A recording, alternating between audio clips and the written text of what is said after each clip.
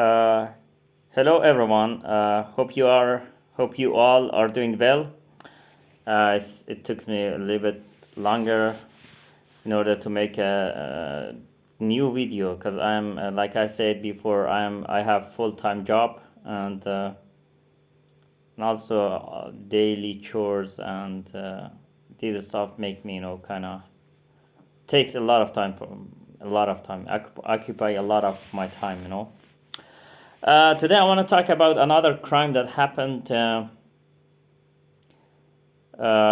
Kandahar city, south of Afghanistan, by U.S. Army.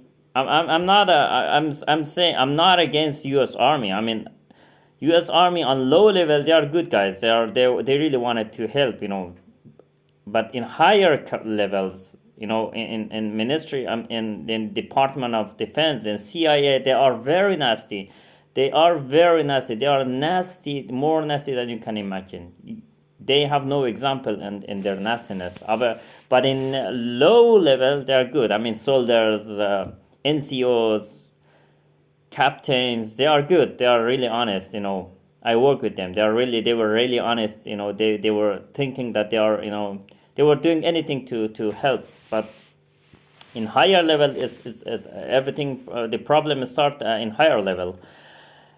In 2011, I think it was 2009 or 11. Sorry, 2010 or 11. I don't remember exactly the exact date. Uh, in Kandahar city, in first district, there was a police checkpoint, and there was a platoon of U.S. soldiers deployed there in these police checkpoint, Afghan police checkpoint, and it was like a couple hundred meters away from CIA base, Giko base. And these U.S. platoon, the U.S. troops were deployment of the U.S. troop in this Afghan police checkpoint was it's kind of to secure the CIA base. And it was located on inside the city, inside the town. One day there was a civilian car. There was like a 5 passenger in it. It was groom's car. In Afghan cultures, Iranian Afghan cultures, when they go to wedding party, especially the friend of grooms and the close friend of grooms, they start horning. They drive and they put loud music and they start horning. In it just it's kind of celebration of wedding party. And the groom, the close friend of groom took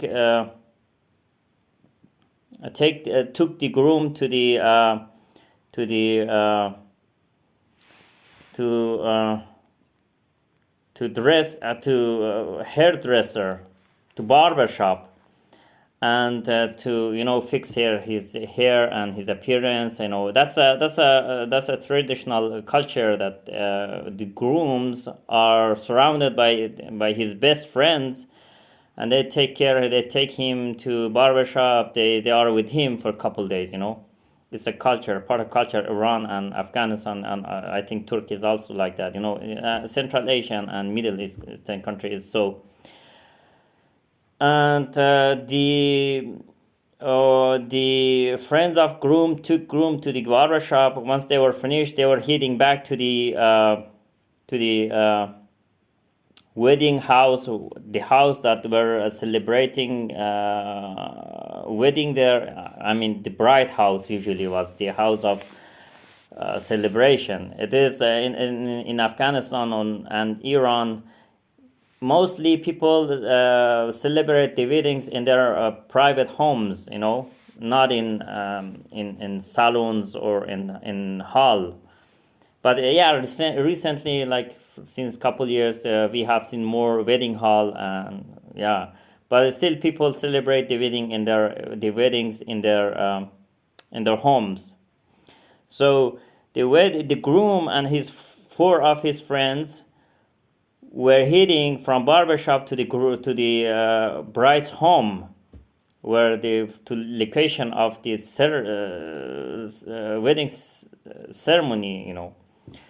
They were heading there. They put loud music on. They're horning, just to celebrate and show their happiness.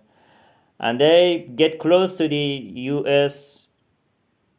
to these police checkpoint, Afghan police checkpoint, which was partly occupied by U.S. Platoon, by U.S. troops. And the U.S. troops on these days they put a checkpoint. They had a checkpoint on the street.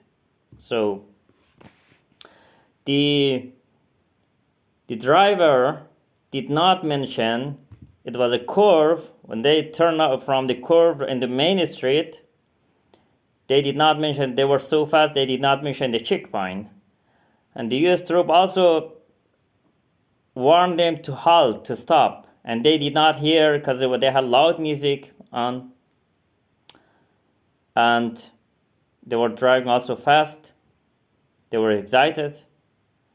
And the US troops started shooting at them.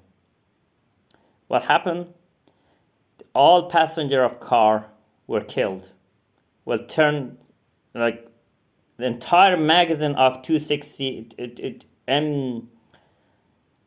M240 machine gun was fired on this vehicle, and the groom with four of his friends were killed on the spot.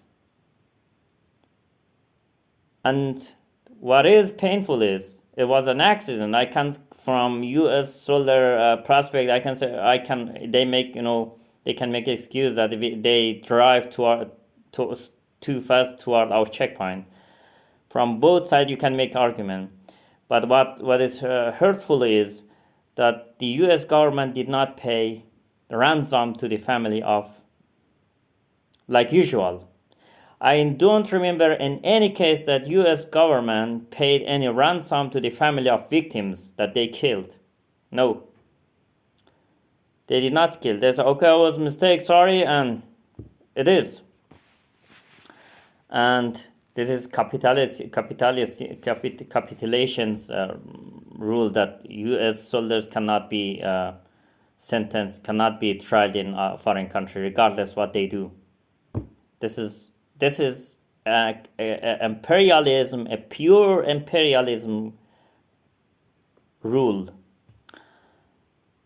And yeah, the family that's supposed to have the most happiest day of their life, the family of bride and groom, it turned out to be the saddest day of their life.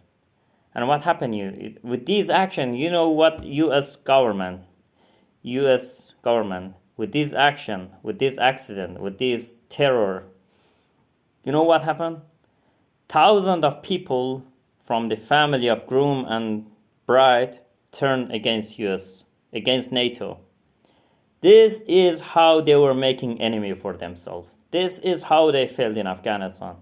This is how they were making enemy. If you kill one person, you make 100 enemy for you. If you kill 2 person, you make 1,000 enemy for you. Because relatives of these victims, especially if they see that you carelessly did not pay ransom and you did not trial the soldiers, you did not do anything, just other than a formal offer, apologizing and nothing more. When they see this, they will turn against you, and you cannot exist there. You cannot live there anymore. That is another reason why U.S. failed in Iraq, why U.S. failed in Afghanistan, why U.S. will fail in Syria, why U.S. failed in U.S., NATO will fail in any country. I promise you. I see the future now because I have been working with them. And I'm gonna in next video give you more example of the crimes that happened, that they did. More, thousands. People should know why they failed. They, in the mass media and CNN, their controlled propaganda networks, they say, oh, Afghan did not want to fight for their freedom. We did everything. We were the good one. We were the kind one. We did everything to, but they didn't want. They were lazy as. No, Afghan wanted to be safe, but you did a lot of nasty things that Afghans, some Afghans prefer Taliban, some Afghans prefer to stay away from you and from Taliban also. To stay, to stay, to leave your back.